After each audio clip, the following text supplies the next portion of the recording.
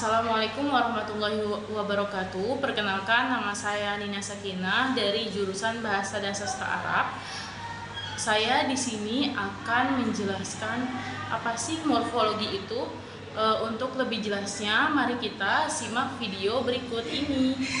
Istilah morfologi diturunkan dari bahasa Inggris, yaitu morfologi, yang artinya cabang ilmu linguistik yang mempelajari tentang susunan atau bagian-bagian kata secara gramatikal. Pada awalnya, ilmu morfologi lebih dikenal dengan sebutan dengan morphemics, yaitu studi tentang morfem. Namun seiring dengan perkembangan dan dinamika bahasa, istilah yang kemudian lebih populer adalah morfologi. Kemudian secara etimologi, istilah morfologi itu sendiri sebenarnya dari bahasa Yunani, yaitu gabungan antara morphe yang artinya bentuk dan logos, kemudian berarti logos berarti ilmu, kemudian bunyi yang muncul di antara dua kata tersebut adalah gejala biasa dalam bahasa Yunani yang muncul akibat terjadinya penggabungan dua kata. Gejala yang hampir sama terjadi misalnya antara kata psike dengan logos psikologi atau psikologi, antara fon dengan logos fonologi, dan seterusnya. Runutan etimologis itu kiranya dapat mempermudah pemahaman tentang apa sebenarnya morfologi itu. Kemudian selanjutnya ada 3 proses morfologi, yaitu yang pertama ada proses pembubuhan atau afikasi, kemudian yang kedua ada proses pengulangan atau reduplikasi, dan yang ketiga ada proses pemajemukan.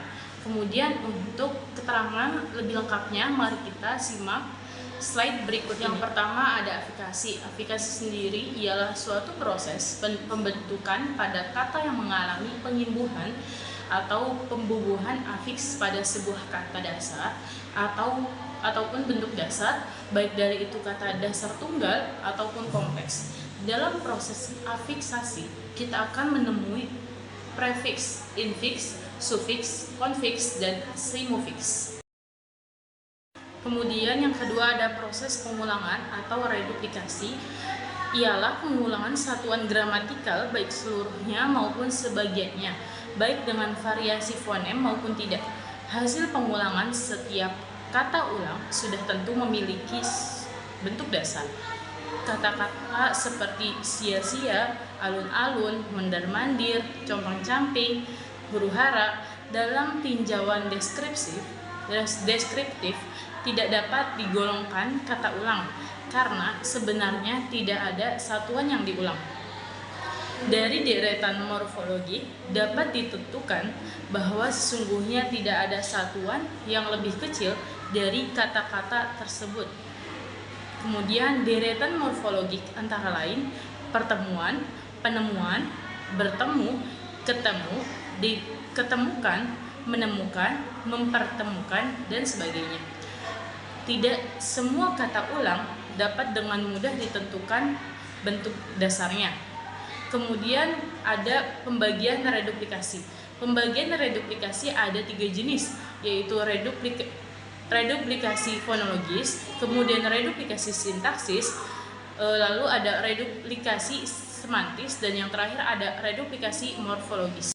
Kemudian yang ketiga ada pemajemukan, adalah suatu proses pembentukan kata-kata baru dengan menggabungkan 2 kata atau lebih.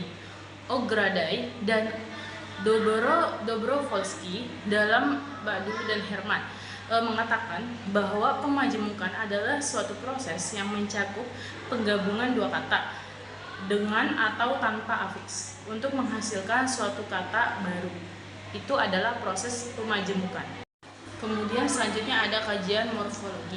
Morfologi divisional biasanya mengubah kategori sintaksis atau kelas kata sebuah kata karena derivasi itu merupakan proses penciptaan butir leksikal baru.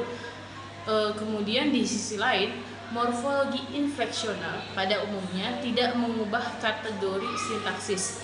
Jika sufiks derivasional atau able dalam bahasa Inggris mengubah verba be live menjadi adjektif tifa, believable, bentuk believes dan believed menjadi berstatus verba.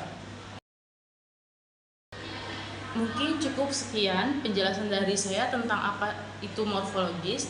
Kurang lebihnya mohon maaf. Wassalamualaikum warahmatullahi wabarakatuh.